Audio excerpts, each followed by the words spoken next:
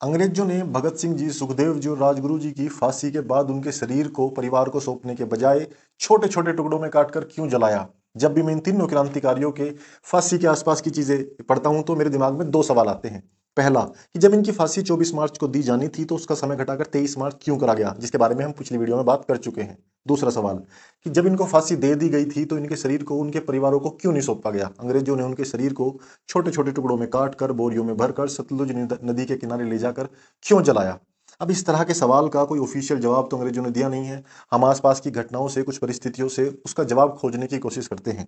इन तीनों क्रांतिकारियों को फांसी दी गई 23 मार्च 1931 को शाम को 7:33 के करीब। लेकिन इससे 1 साल 6 महीने 10 दिन पहले एक और क्रांतिकारी शहीद हुए थे। 13 सितंबर 1929 को जतिंद्र नाथ दास जी ने 63 दिन की भूख हड़ताल के बाद अपनी आखिरी सांस ली।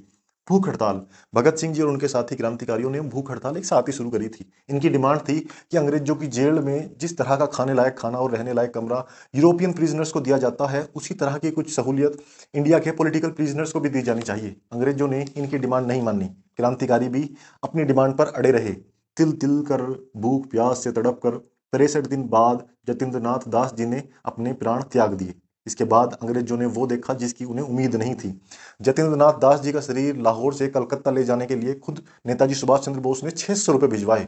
जब लाहौर से जतिंद्र नाथ दास जी का शरीर चला तो सैकड़ों लोग थे, फिर उनके साथ हजारों लोग जुड़े और हावड़ा स्टेशन पर 6 लाख लोग उनका इंतजार कर रहे थे। उनकी अंतिम यात्रा निकली और उनकी चिता को आग दी गई। लोगों की आंखों में आंसू थे और गले में चीख। लोगों की चीख इतनी ऊंची थी कि आवाज आसमान चीर रही थी। इन चीख को, इन आंसुओं को अंग्रेज 2 साल बाद भी भूले नहीं थे।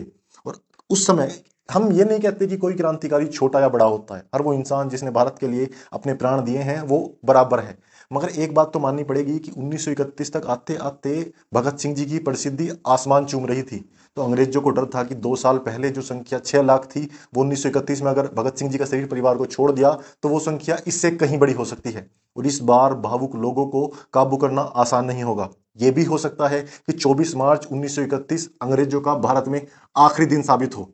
तो अंग्रेजों ने इन सभी की, अगर शरीर देंगे तो इमोशंस फैलेगा, इन सभी को बचाने के लिए उन क्रांतिकारियों को फांसी दी गई। फिर उनके शरीर को छोटे छोटे टुकड़ों में काटा गया, बोरे में भरा गया, फिर सतलुज नदी के किनारे ले जाकर जला दिया गया। इन इन सभी बातों पर आपका क्या ओपिनियन है? अगर हमारी वीडियोस आपको लगता है कि हम ठीक काम कर रहे हैं तो हमें फॉलो करें, हमारी वीडियो को कुछ लोगों तक शेयर करें। जय हिंद, इनकलाब जिंदाबाद।